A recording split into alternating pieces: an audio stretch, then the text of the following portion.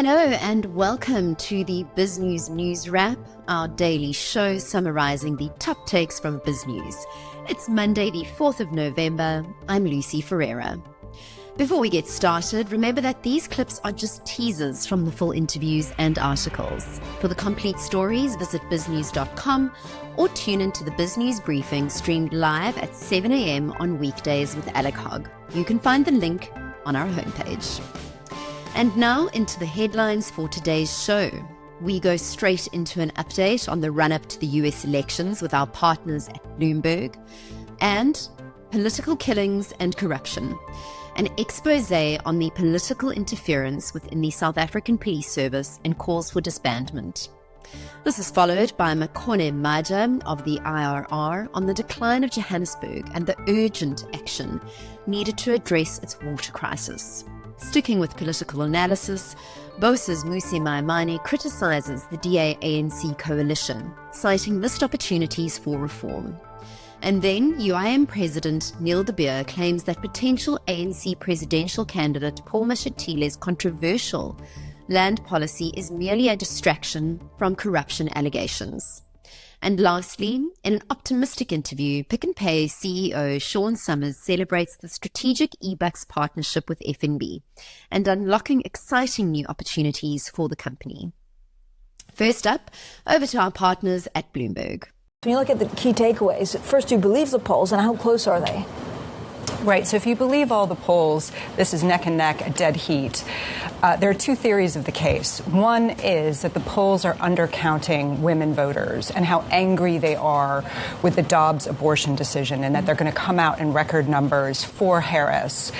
The other theory is that actually Republicans are coming out in really strong numbers, that Trump has gotten historic support amongst male voters, increased support amongst black male voters, and that he could win the day. So it's really hard to tell. There has been a lot of discussion that the polls are noisy because there are a lot of right-wing leaning polls in the mix that are relying on faulty data. So it's going to be really hard to tell.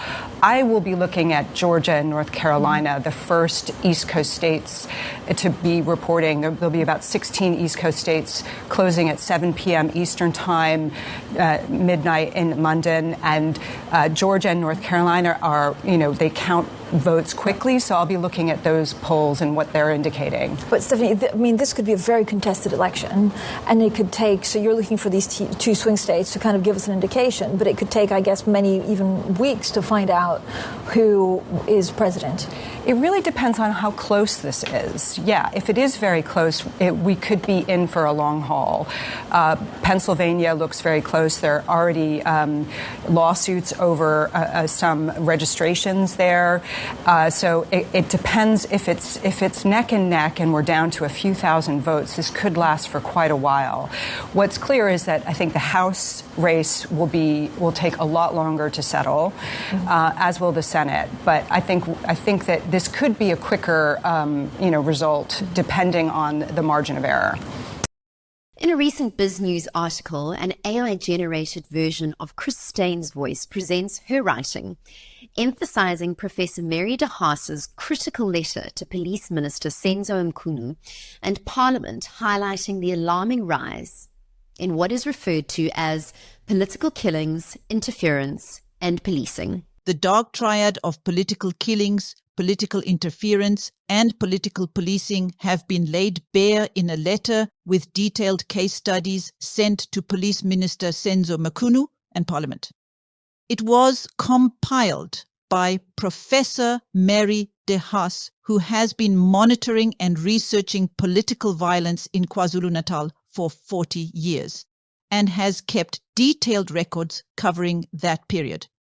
In her latest letter to the minister, she implores him to instruct SAPS National Commissioner General Fanny Masemola to immediately disband the Political Killings Task Team, send its investigators back to detective units, and set up a completely independent oversight body. She also calls for an immediate end to the deployment of General Dumisani Khumalo, who heads the Crime Intelligence Service, CIS, to this task team, which he did not have the qualifications and experience to command in the first place. Professor De Haas describes how at the end of 2022, General Khumalo was appointed by then Minister Kele to head SAPS crime intelligence, having no training or experience in that field either. So he currently occupies both positions. She asks, why has he been allowed to occupy both these positions, for neither of which he has qualifications at the same time? In answering, she informs the minister that former disgraced SAPS National Commissioner Bheki Cele, who is himself implicated in at least 2 serious criminal cases which have been opened, is believed to have arranged the placement of Khumalo in the political killings task team. Despite his never having had experience as a detective, he seems to have also handled resources and to have run up huge operating expenses according to various sources. She adds, he became its head and was promoted to the rank of general, which was a gross travesty of justice. And now from failures at the SAPS to Johannesburg's ever-worsening infrastructure crisis, as Makone Maja compares the city's decay in stark terms to that of Pretoria's. Johannesburg is in greater decay than the city of Tshwane. And so I think perhaps for residents of Johannesburg, it's in a much worse condition just driving around Joburg CBD in comparison to the Tshwane CBD. There's a big differences as different as day and night, right? But I think there are still a lot of issues that both those municipalities need to address, specifically with respect to the water crisis. So on that account, I'd say they're both playing politics because they are both facing very great problems should this water crisis materialize. So yeah, Johannesburg really is in a lot of trouble. And what we're considering is some of the legal action that can be taken to compel municipalities to at least address the leakages, because the leakages are accounting for some 30 to 40% water losses. This is potable, safe drinking water that's just being lost to poor and non-action on maintaining the pipeline and water network infrastructure. So we're looking at ways in which we can begin to compel those municipalities to perform the requisite maintenance. You had one of the municipalities in Johannesburg indicates that of the 42 reservoirs they have in place, they only have a budget to maintain 20 of the leakages of those 42. I mean, that is unacceptable. So there's just not, there's a lack of political will, I would say, on the part of these municipalities to really address those issues. But it's a perfect time for residents to get involved. Water affects us directly, just as electricity did, and there's no reason for us to sit on our laurels and expect that things would change. We should really take up action. Former DA leader Mmusi Maimane now questions the DA's coalition with the ANC in the government of national unity, citing concerns over policy compromises. Mmusi, my big question for you is the ANC does appear to be operating just as it was doing before it went down to 40% of the vote. If you were still the leader of the Democratic Alliance, would you have done this deal of the government of national unity? It is a very difficult question because compared to what is the question, right? And I think part of the success of the GNU is reliant on the fact that the alternative, in some instances, you would then have to form a much bigger coalition that combines EFF, MK, etc. So I think what I would have done though is done it a little bit more differently. I would have forced the direct coalition with the ANC, but more seriously, if I was to do that, there are some policy issues that needed to be fought for or that government doesn't stand. My greatest worry now is, to your point, the ANC, all it's done, it's lost its numbers, augmented with the DA and added a few cabinet ministers with the patronage that goes with it, and there's been silence. It is outstanding to me that the DA still stands strongly on the ANC, something they opposed, race-based legislation. They've gone for it now. They're defending it in all corners. A bloated cabinet, a bloated civil service. All of these, when I looked at the tabling of the budget this week, it may be a balancing act, but in all reality, it lacks a very strong reform economic plan. It's more of the same, to your point. It's not just around corruption that the ANC or anything like that that's kept going. It's also about issues such as how do we ensure that there's an economic reform? And I haven't seen any of the DA or any other party's economic policy finding any expression, even in the financing of the issue. So to me, I think if you were going to force the issue, you needed to make sure that it is foreground on policy rather than personality or party. The UIM's Neil de Beer now blasts Deputy President Paul Mashatile's push for land expropriation without compensation. May we start with Deputy President Paul Mashatile, who has reaffirmed government's commitment to expropriation of land without compensation. Yeah, Chris, I think clearly a very huge hit back from Paul Mashatile, but not surprising. I am part of the South African citizenry that says that whatever Paul Mashatile says, I always put in front of it dockets.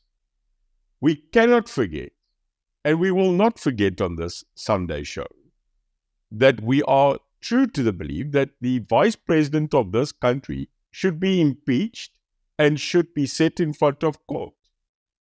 Now, it is not going to go away, and if we have to every month, elke liewe Sondag, put the Paul Mashatile little sticker on the top saying to be charged.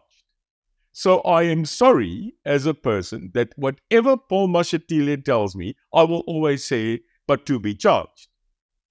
Because what happens in this country, Paul, Paul, thinks that we are going to forget about matters if he continuously focuses now on land without compensation, which is a massive strike of him trying to now become relevant because other people who we will talk about this week are now making themselves more relevant than him who is supposed to be the candidate to be the next president.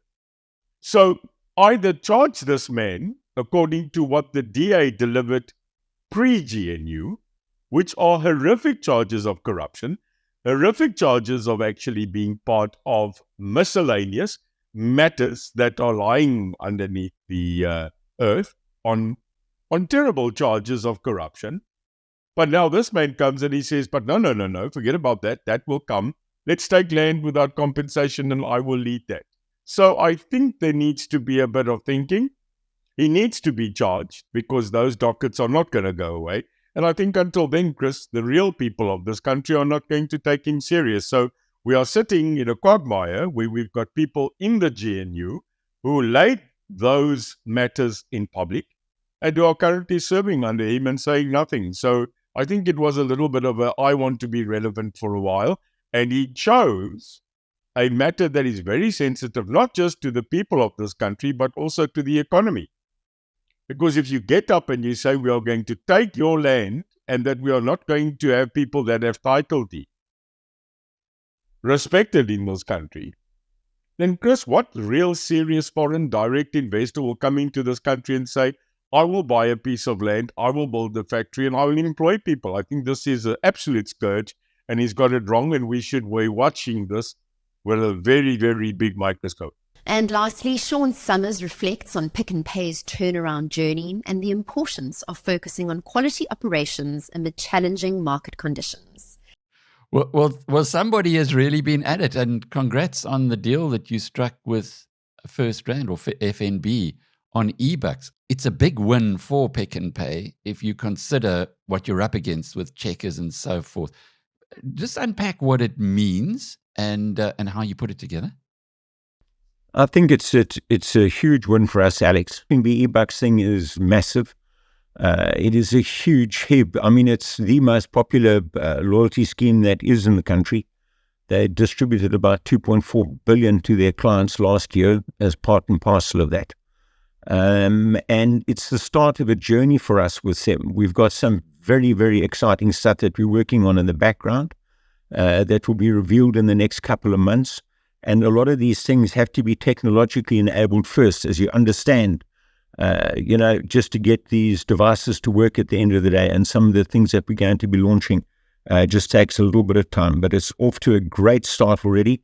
And I think it's going to be wonderful for us going forward. And it's just great to see the confidence that FNB have placed in Pick n Pay and our turnaround. How did you land it, though? Because FNB has got the whole world that it can choose from. You are going through, as you said, a turnaround. It's tough times. We saw that in your interims last week. So how did you get them to believe the story? I think, Alex, when I say one of the difficulties, I mean, obviously they have sight of what's going on behind, because on the other side of the wall, they are also significant funders of ours in the RMB process. And if you have a look at the current listings and the rights offer, so they certainly have good look through as to where we are and dial out the noise. They've got a good view under the hood of where Pick n Pay is, what the journey is that we are on, and what the trajectory is.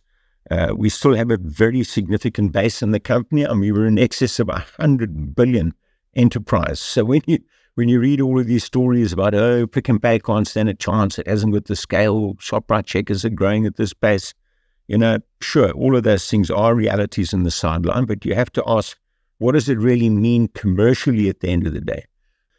From next year, we will be in a situation that we'll be able to start reinvesting in our very, very beautiful geographic fleet of stores that we have. I mean, we've still got some extraordinary centres that we're in, but that are just terribly underinvested. And part and parcel of that journey is not only rehabilitating the stores, it's about rehabilitating the people as well. It's a year ago since I walked into this building. And, I always use the analogy, when I came back here a year ago, I sadly couldn't find a pulse. Most people were working from home. It was still the tail end of that sort of era. And Lorena and a couple of the finance people who were sitting here like deers in the headlight trying to just sort of keep things turning over. But for the balance, there really was no pulse in the company. I mean, I had a supplier last week who said to me, Sean, you need to know this. He said, it's been more than a decade since I've walked into your buyer's offices and gone around the company and heard laughter and positivity and people talking about the future. And he said, you just need to know it. I just wanted to share it with you. So I said to him, well, thank you very much, because, those are the things really at the end of the day that get you through these times and actually develop more character and make us stronger. So I think at FNB certainly has seen the change in cadence in the organisation. They've been around to see it firsthand, and we're very honoured that they've joined us and we've been allowed to join them. And that brings us to the end of today's news wrap. Thanks for joining us, and we'll see you tomorrow.